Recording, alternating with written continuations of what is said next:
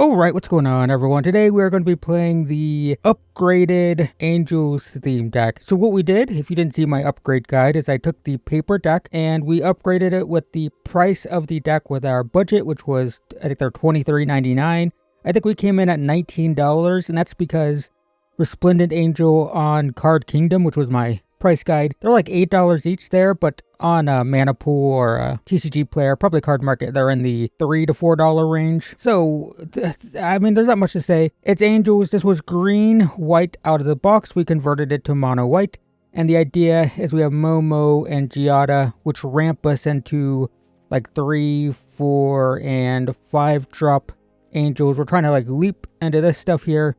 We have Starfield Shepherd and Lightstall Inquisitor. This is 2 mana warp. We usually get this. We can also 2 mana warp, get a Momo. We can also turn 1 Momo, turn 2, warp this for 1, because Momo's discount counts for Starfield Shepherd's warp. And then we can play this for 1, for example. So that's cool. We have Youthful Valkyrie as a, I don't know, where do we put this? We'll put it here. As a payoff, every time we play an angel, we'll get counters. And then we have 2 removal spells, 3 technically, and this is like a protection spell. If we get targeted by a removal spell, we can blink our thing and get another angel, which is pretty good with Giada. According to the professor, this cannot win a game at FNM. It definitely won't win a Pro Tour, but I absolutely think you could play this at FNM, depending on how competitive your FNM is, of course. Gotta play it in rank today and see how we do. I think we'll do fine. I did accurately predict, by the way, that the professor would negatively review these on the basis of they're not competitive, which is weird because, you know, no one complains that the commander decks aren't competitive. I mean, this is insane. Well, let's look at our deck that could never win an FNM game, guys, according to the professor. Let's see if we could ever win a Friday Night Magic game with this deck. Ooh, now we have interesting choices. Wow. Oh no, this is actually hard. Is it Starfield Shepherd for 1, get the Inquisitor? I think so. I think this is fine. This gets countered. It feels really bad, though. Actually, there's no counter for 1 for this, I don't think. We will get... There's an argument that I should just get a land. But I want to do the fun thing. Which is this. Now, this could get...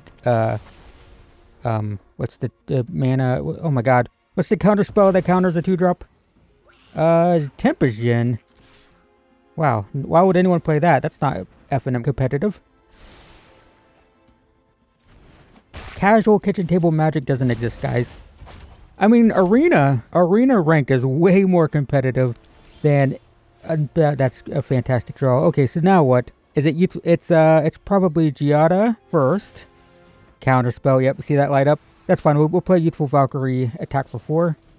That's fine. Play this. Yep, and then attack for 4. But Magic Arena Ranked is way more competitive than any FNM. Not any FNM, but it's more competitive because Magic Arena is just more accessible. Yeah, we'll do this. It's just easier to build a tier 1 deck on Magic Arena. So you see more competitive decks. This is looking like a Tolarian Terror type of deck, though. So we're getting kind of owned, and it's also kind of fine. They're countering all of our good stuff. They've countered Giada. They countered our card draw. It's probably just... No. I think I'm gonna pay 1 for this. If they counter it, I have the Overseer to draw. We do run the risk if they kill Momo that we can't play these Shepherds. They'll cost 5. That's a risk. That's fine. So now we'll play this draw. They're tapped out. Nice, what was that? That was a Syncopate. Just lots of counter spells. Sure, we'll play this. So this is going to be an attack for 6, down to 4.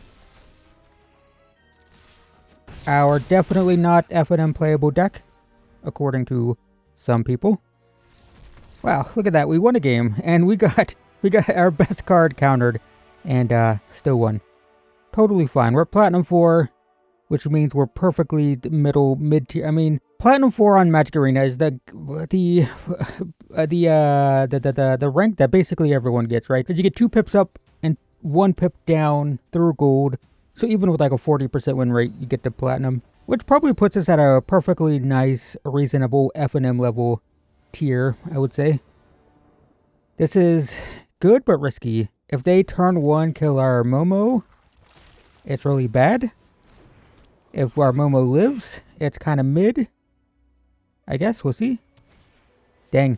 Okay, we're going to be slow. Unless we top deck a Giada here, that'd be pretty good. We do not. That's pretty good, though. That's a 2-drop. Sure. So, white with Seam Rip is probably like a tokens type of deck. That kind of sucks, but it's not the end of the world. There's Giada. A turn late. So I can play Giada this turn and Dawnbringer next turn, which I think is better than Resplendent Angel now. It doesn't do much. So we'll do this. They gain 1, but I get a counter. Attack for 2. So, Authority of the Consuls and Seam Rip means there's definitely Day of Judgment in this deck.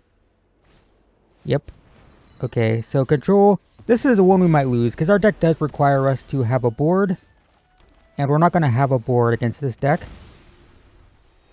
But that's true for any tribal deck, of course. It's true for elves. It's true for merfolk, perhaps. True for zombies. My preference. That's going to kill my Resplendent Angel. Yes. So now we want card draw of some kind. Well, we'll have Lyra Dawnbringer this turn. Right. I can play it now. Whoops. I thought I only had 4 mana. Sure. Gain a life. If they kill this, though, we're out of gas. I mean, they 1 for 1 dust. They 2 for 1 dust. Yeah, this is bad. This is unwinnable, I think. We need a card draw right here. Bam. That's not card draw. Can I exile Planeswalkers? No. I'm going to say this is a loss, and we'll probably... Yep, this is tokens. That's what I was thinking. I have a tokens deck. Mine's Orzhov, but it uses these.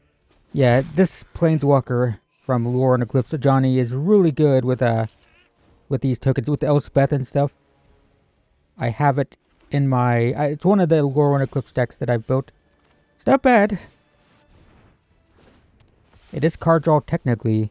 We do not have Authority of the Consuls, though, in this deck. They are, in paper, on Card Kingdom. They're like $8 each. Yikes. Okay, well, if I draw a creature, we can explore. If I don't, we'll probably just concede at this point. I don't really see this being a winnable game. Yep. Yep, that's going to be death. For sure. Yeah, I'll go to my decks really quick after this game and show you my... I have 2 of them, actually. I have a control build and an aggro build. The aggro build is not very good. Alright, let's draw a creature, and we'll be fine. Technically a creature and a card draw creature. It's pretty good. It's like the best thing we could have asked for. I still don't think this is winnable.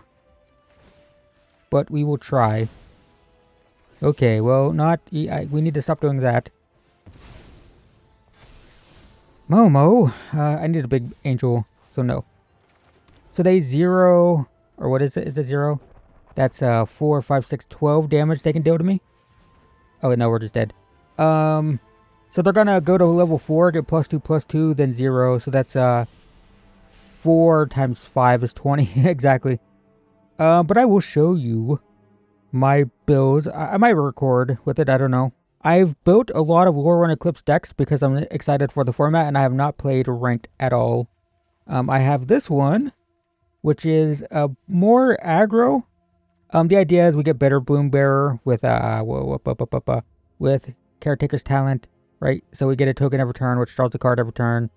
Johnny's really good. Elspeth's really good. I like the black build because I wanted to play this, the new card. And then I have 2, which is the control build with Ultima and Day of Judgment and Pinnacle Star Cage. Same thing, doing this and this and this and this, Caretaker's Talent, right? Doing the same kind of stuff, just with more control. Don't know which one's better. I think the control deck's better, but it looks pretty good. I've played exactly 1 game with it. So we're 1-1 with our deck that can't win a game at Friday. I'm so bitter. I'm going to stop complaining about it. I was kind of righteously vindicated when I saw the professors. We've gone first every game, and we've had Momo every game. That's kind of crazy. I had the same thing happen to me when Momo first released, and I played a Blue-White Flyers deck, and it was Boros Dragons. The Boros Dragons deck, I just kept drawing Momo. There's a conspiracy theory there. Why do we keep drawing the Universes Beyond card, guys? It's kind of suspicious. Not mana efficient here, but I'm going to do this. And attack for 2. So now if my Momo or Giada die, we still have Overseer to draw.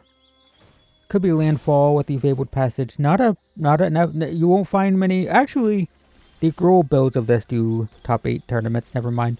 I'm going to stop being bitter. Draw a card. That's pretty good. Yeah, we'll play that. They're not going to have board wipes in this color, so we can just go crazy. Something enters tapped or cost more. That's a perfectly reasonable choice. They don't want to play that until late game anyway. Right? Yeah, this is really good, but also it's very easy to circumvent. Okay, that's scary. I'd love a Lyra Dawnbringer. And there's a chance that we just die next turn. That's not a Lyra Dawnbringer. We don't have ways to gain life. It is going to be big, though. We have vigilance here, which is pretty important. I've seen people ask, like, why does a 1 toughness creature have vigilance? And the answer is, well, in Angels, it's never a 1 toughness creature. Alright, they go to 3. Can they kill me, though? I do have a 6/6 here because of Giada. The reason to play Angels right here, guys. If you don't have this, you need 4 of these or you're not playing a good Angel deck. And the theme deck came with 4 of them, which is pretty huge. Do you have another sack land? That's not one. They can kill one of my creatures, though. Sure. I forgot that also had vigilance. I mean, they're dead on board. They need a... They play a... Nope, okay. Well, we're gonna... Nice. Can't win a game at Friday Night Magic, but we're winning and ranked on the much more accessible platform of Magic Arena, where everyone has a tier 1 deck. I would consider myself, if I was realistically going to assess my own power level in Magic as someone who's played this game for over 20 years, you think I'd be like really good, right? No, I peaked at like the Friday Night Magic level. I don't think I could ever do well at a GP or a Pro Tour or anything like that. I'm not that good. Oh my god, every game. But I forget where I was going with this. I think this is a totally fine F&M level deck, and anyone who disagrees is just wrong. I'm sorry. We have choices here. Do we play Giada turn 2 and it's not mana efficient, or do we do Shepherd into whatchamething? The 1-drop, the 2/1. Well, if they kill that, it's just Giada. Yep, okay.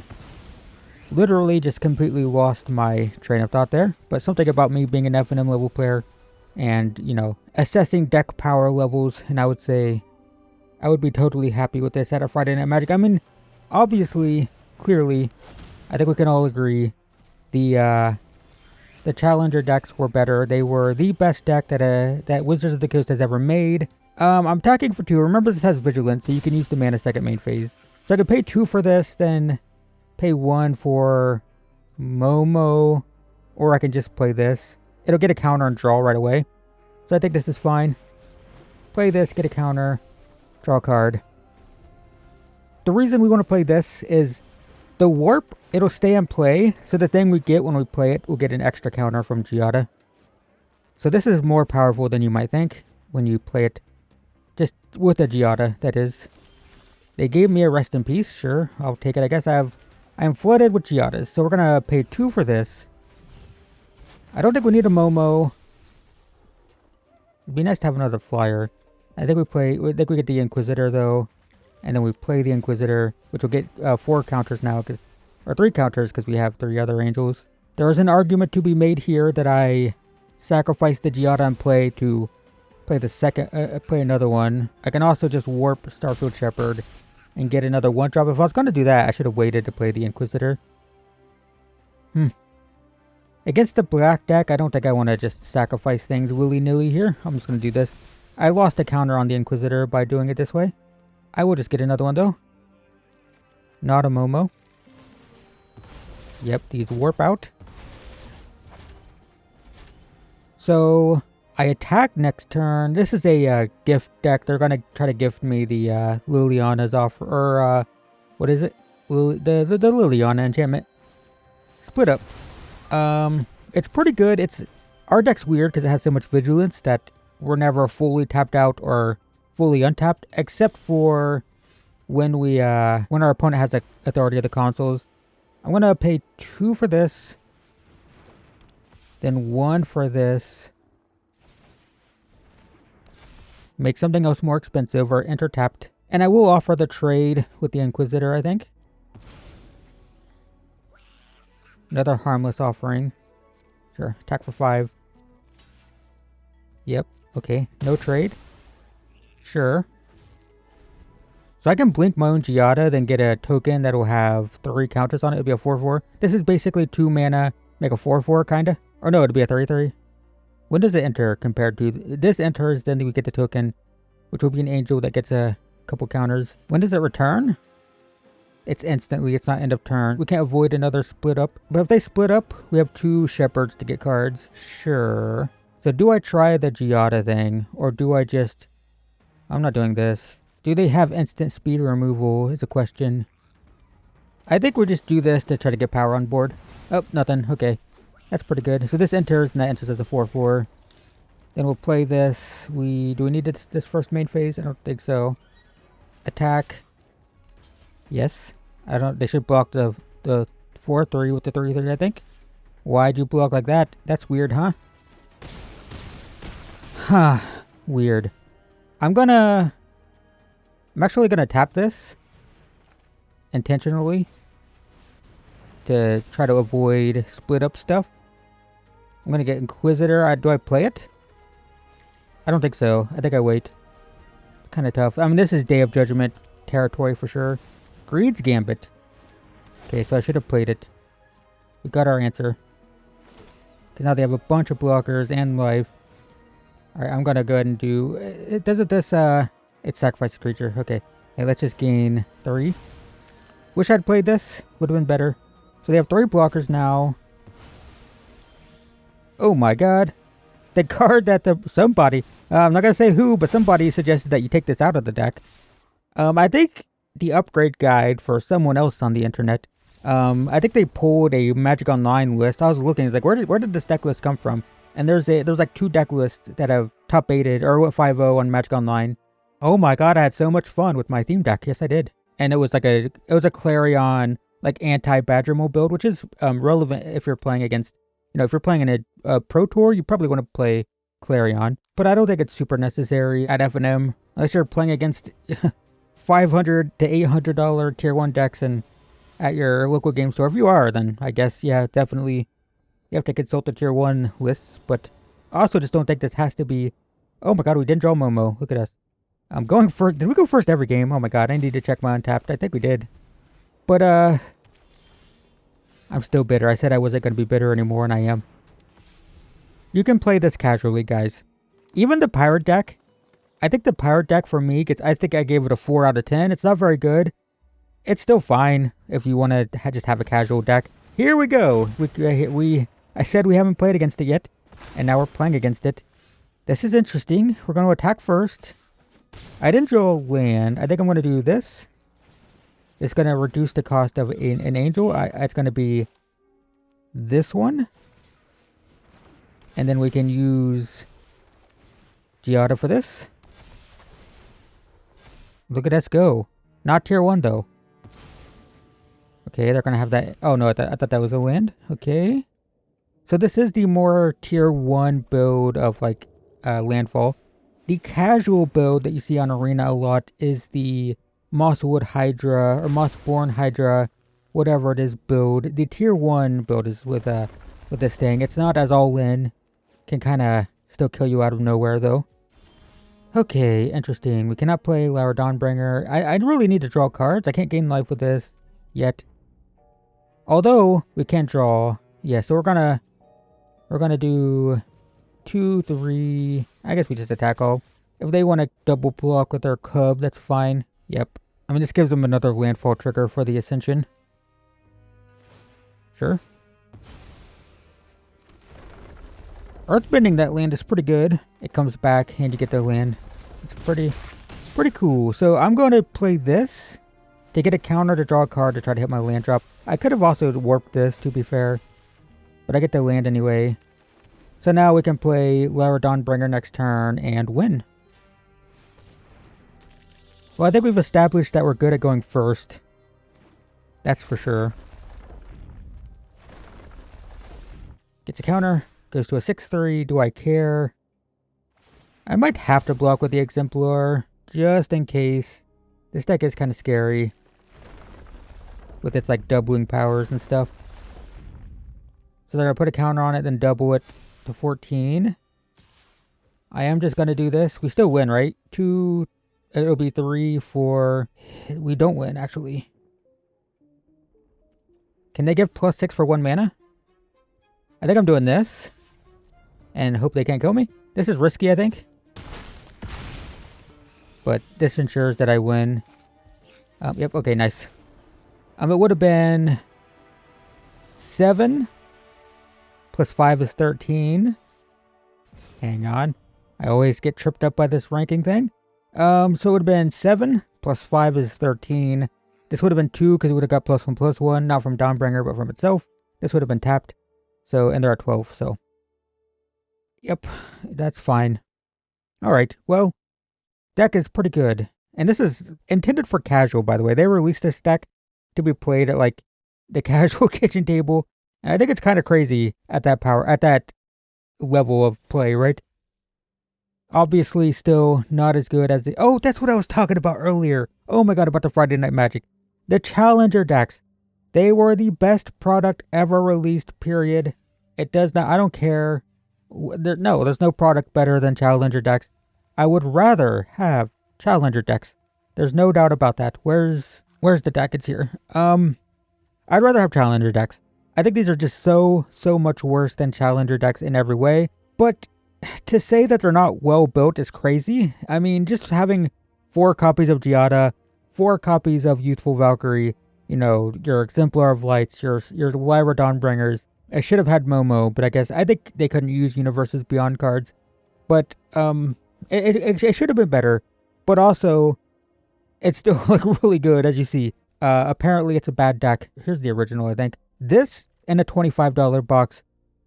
Big thumbs up. So that's the upgraded deck. Sorry I rambled so much here at the end. Nobody's listening now. But thanks for watching if you did. And I will see you guys in the next one. I built this before we knew what this card was. This is Personify, by the way. Just a heads up there. Okay, see you later.